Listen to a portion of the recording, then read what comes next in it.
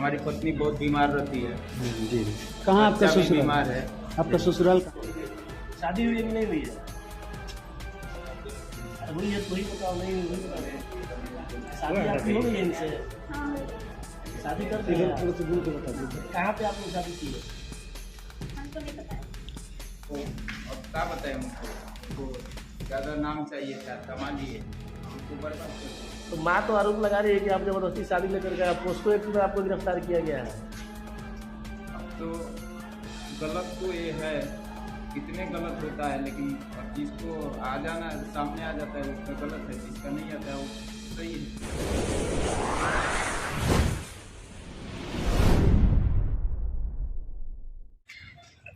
गिरफ्तारी हिमा का भी है? ना और आप देख रहे हैं टुडे बढ़िया से बनी। बता दें कि सिवान में एक विषय बहुत ही चर्चा का विषय बना हुआ है। जिस तरीके से सोशल मीडिया के थ्रू आप देख पा रहे होंगे कि एक 11 वर्षीय लड़की के साथ और एक नाबालिग लड़की के साथ शादी का जो मैटर चला हुआ है सिवान में चर्चा का विषय बना हुआ है। इस वक्त हमारी टीम मौजूद है सिवान जिले के सदर अस्पताल में। बताइए जो मैटर चल रहा है, जो आपके 11 वर्षीय लड़की के साथ शादी रचाने की जो ये तमाम सिवान में चर्चा का विषय बना हुआ, मैटर क्या, आखिर रीज़न क्या था ऐसा करने का? रीजन यही था कि हम पैसा नहीं दिए हैं, फिर भी वो पैसा का लगा रही है। फोन रिकॉर्ड है हमारा। कौन सा पैसा? पैसा वो मांगी थी, हम कौन सा पैसा? बोली हमको 2 लाख रुपया चाहिए। अच्छा। हम बोले कि 2 लाख में आप अगर जो खुश हो जाती है, हमको नहीं फंसाती है, तो हम अपना ज़मीन जायदाद सब कुछ बेच करके भी तुमको दे देंगे, लेकिन हमको फंसाओ मत। अच्छा, फंसाने का मतलब क्या कहना चाहेंगे? आपको फंसाने का, हाँ, फंसाया गया। अब मान लीजिए कि आप पहले राजी है कि शादी आप करिए, आप ही बोले कि शादी करिए, हमको परिवार को, हमको सबको आप मनाए, हमारे घर पहुंचाए। हमारे घर तो वही पहुंचाई ना। हम तो कौन पहुंचाया? किसको? उसकी माँ, लड़की की माँ? हाँ, लड़की की माँ लड़की को लेकर आई हमारे घर जी। और लड़की भी खुशी थी। और शादी जब कर लिए तब अब दूसरा मैटर चालू। अच्छा, शादी आपने कैसे किया, कहाँ किया शादी घर आपने? पे ही किए। घर पे किए? कोई पंडित वगैरह उनके द्वारा? कुछ पंडित के द्वारा उस तरह से नहीं किया? तो फिर ऐसे परिस्थिति में क्यों आप शादी किए, और क्या वजह रही, क्या मजबूरी रही जिसकी वजह से करना पड़ा? मजबूरी यही रही कि वो खुद ही बोलती थी, वो खुद ही लेकर आई, खुद ही बोली कि तुम शादी करो, तुम्हारे परिवार अच्छा नहीं है, हरदम बीमार रहती है, तुम्हारा लड़का। लड़की की माँ बोली? हाँ, सबको। और लड़की भी बोली कि हम सबको सेवा करेंगे, तुम्हारे लड़के को भी सेवा करेंगे, ऐसा ऐसा बहुत बोली। तो हमको अच्छा लगा, हम बोले कि भाई ठीक है, हमारा परिवार तो बीमार रहता ही है, सही बात है। आप महीने में 29 दिन हमारे घर जाइए, देखिए वो बीमारे रहती है। अच्छा, ये जो शादी से पहले की जो बात है उनके परिवार से, जो लड़की के जो माँ है जी, उससे पहले आप लोगों का कुछ चलता था क्या, आना जाना वगैरह या हाँ, कुछ? आना जाना तो चलता था। हाँ। लेकिन हम उसको ये मतलब उसके पास ऐसे नहीं जाते थे कि हमको शादी करना है, ये इसके लिए नहीं जाते थे। रिलेशन था इसके लिए जाते थे। कभी बुलाती थी तो जाते थे, हमारे घर आती थी उसकी दादी, कभी कुछ मतलब अपना भी नहीं है, लेकिन हम लोग दया करके दे देते थे कि जो भी है ले जाओ भाई, तुम इसमें से भी ले जाओ, हम भी खाते हैं, तुम भी खाओ। आप शादी कर सके, ये कैसे हालात उत्पन्न हो गया? उसकी माँ ही उत्पन्न की। क्या बोला? पहले तो हम जाते भी नहीं थे इसके घर। अच्छा। कोई इसके गांव में हमको देखा भी नहीं होगा कि हम कैसे हैं। एक दिन रात में गए, इसकी माँ फोन करके बुलाई हमको, फिर हम बोले ठीक है आते हैं। गए, हम गाड़ी लेकर के गए, फिर उसको लाए, फिर उसको पहुंचा दिए। अच्छा, लड़की के माँ से आपका संबंध कैसे बना, मतलब इन लोगों से पहचान कैसे हुआ? पहले से रिश्तेदारी है तो क्या पहचान लगती हैं तो आपको? भाभी लगती है। भाभी लगती हैं। तो ये आपकी मतलब भतीजी अब लगेगी? हाँ, दूर का रिश्तेदारी है। ऐसा नहीं है कि पूरा नज़दीकी नहीं है, दूर का है। तो क्या लड़की से आपकी पहली मुलाकात कब हुई, किस तरह से आप उसके इसमें आ गए हैं, उसको चाहने की? क्या उससे आपको प्रेम हो गया था? पहले तो नहीं था जी। लेकिन अब तो हो ही गया है, तो उसको प्रेम ही माना न जाएगा। शादी कर लिए, उसके साथ में रह गए तो प्रेम ही है। अच्छा।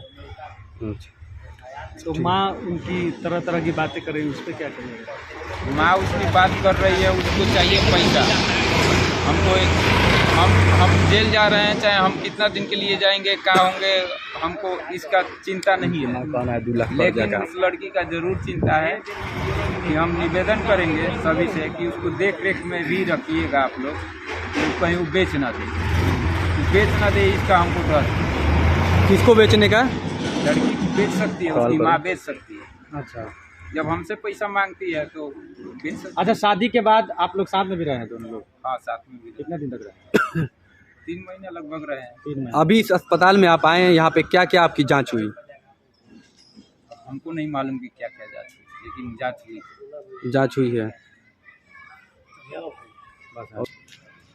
मोहब्बत होगी नहीं करा तो जैसे तो अब हुई ना।